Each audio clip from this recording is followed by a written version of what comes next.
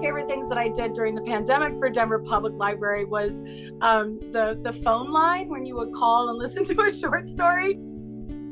I don't know if anyone called it, but I did love that. And I just love ideas like that. Hi, I'm Kali Fajardo-Anstine, author of Sabrina and Corina and the novel Woman of Light. I grew up in Denver. I was born and raised in the area. And from the time I was a little girl, we participated in the summer reading program. And it was always a very special occasion when we would get to travel to the Denver Public Library system, no matter which branch. When I became a writer in my early 20s, I was fascinated by research. And this was something that sort of came accidentally into my life. I had listened to a lot of stories from my elders. I had family members that had lived on the west side of Denver for a very, very long time. And I grew up listening to their stories and hearing about their lives in Denver.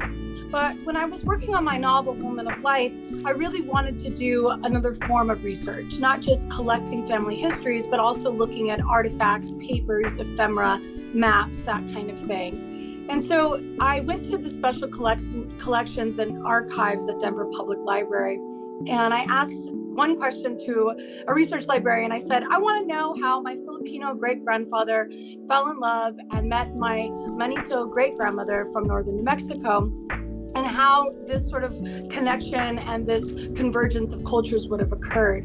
While they did not have direct answers for me, they were able to start pulling newspaper clippings, pamphlets, flyers, maps, things of that nature that would help me add texture to my novel. I remember working with a particular librarian, Brian Trembath, and he invited me to come to an Italian-American genealogy club. I'm not Italian-American, but he thought, maybe some of these people would have known some of your ancestors. And it turns out that that was sort of true, because during the meeting with the Italian genealogist, it was upstairs in the library, and we somehow figured out that he actually went to high school with my uncle.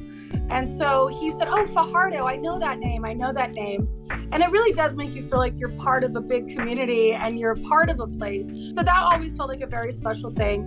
And I actually invited him to my wedding, and he came, and he got to have a reconnection with my uncle there.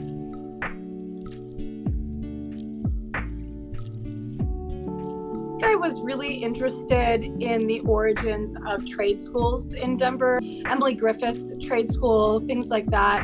And in my novel, Woman of Light, Luce she becomes a seer. So she becomes somebody who has access to visions from the past, but she also works as a laundress.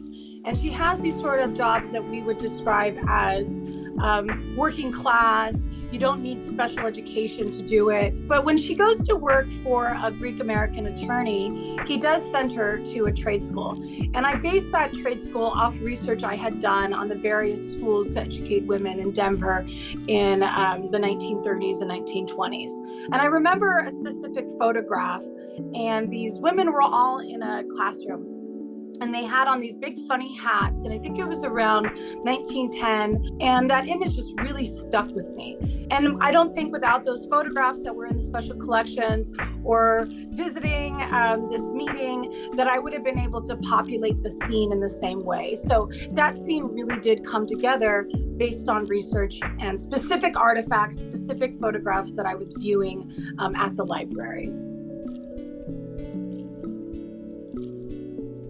I would familiarize yourself with the rules of that particular library. Can you bring your backpack in? Can you bring your own pens and pencils? And so I would just get to know your librarians, get to know the archivist and those that you want help from. And don't be afraid to form a relationship and a connection to them, because when something comes across their desk later, they're going to remember that you're looking for that kind of item. And hopefully they'll reach out to you and let you know that's in.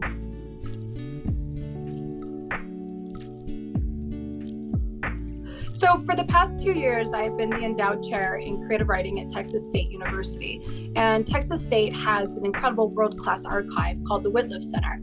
And they have anything from special collections on Selena to the Lonesome Dove Pulitzer Prize winning manuscript that's there with the costumes from the film. And so one of the things I did when I first got to Texas State is every semester that I was teaching, I arranged for an educational day at the archives. And that's where I invited an archivist to come in, teach my students about what archives actually are, what is the process with researching, how do you even begin? And I was very surprised, but also delighted when most of my students had never stepped foot in an archive. And this made them feel less afraid to visit one on their own, more inclined to. I will always embed a research component where I walk students into an archive center, into a library, into a special collections, and say, this is yours to use, and let's talk about the ways that you can use that.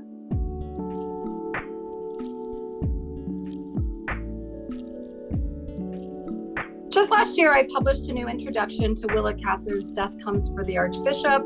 I think I'm the first Chicana in history to ever publish an introduction to Willa Cather. Perhaps, I don't know. But that was really moving and exciting. And also just looking at her works, because she did write often about Colorado. And I wanted to make sure that, I was bringing her to my readers in a different way. But I've been working on a new novel for a couple years now. And this is set in the very near future in the American West. And I'm really excited. This is a novel that also explores the lives of sisters, family, what it means to be alive in a time of rapidly changing technology. And it's a different sort of novel than Woman of Light. So it takes a turn from historical to what I would consider slight dystopian. But I'm very excited to share it with readers. And I hope you'll come along for the next book.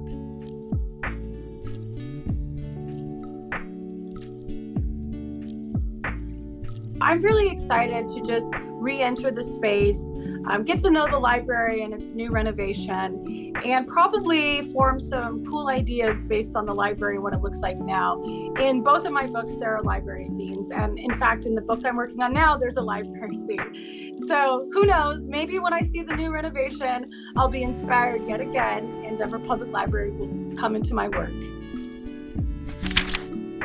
Libraries provide equal access. So it doesn't matter what education you have, what degree you hold, anyone can walk into a library and ask questions and receive books, and is the great equalizer. And I love that about our library system. It's for everybody.